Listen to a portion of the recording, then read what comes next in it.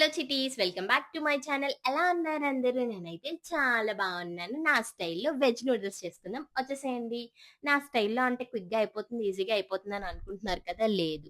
క్విక్‌గా అవ్వలేదు, ఈజీగా అవ్వలేదు. ఇది మా హస్బెండ్ చెప్పిన స్టైల్‌లో చేశాను. తన పక్క నుంచి ఎలా చేయాలో హింట్స్ ఇస్తుంటే నేను అలా ఫాలో అయిపోతూ ఉన్నాను. ఫస్ట్ నూడిల్స్ అంతా కూడా ఉడకపెట్టుకున్నాను. ఉడకపెట్టుకున్న తర్వాత వాటర్ స్టెయిన్ చేసాం. స్ట్రెయిన్ చేసిన తర్వాత కొంచెం ఆయిలేసుకుంటే అది అతుక్కోకుండా ఉంటుందంట. అదొక బెస్ట్ టిప్ నాకు చెప్పారు. తర్వాత పాన్ పెట్టి ఆయిల్ వేసుకొని ఉల్లిపాయలు, క్యారెట్, క్యాబేజ్, స్ప్రింగ్ ఆనియన్స్ అన్నీ బాగా వేపుకోవాలి. అది కూడా హై ఫ్లేమ్‌లోనే వేపుకోవాలి. ఎందుకంటే ఫాస్ట్ ఫుడ్స్ ఏవైనా సరే హై ఫ్లేమ్‌లో వేపుకుంటేనే కొంచెం టేస్ట్ బావుంటుంది. తర్వాత ఉప్పు, కారం, పసుపు, చిన్న పసుపు చాలా చిన్నది వేశాను.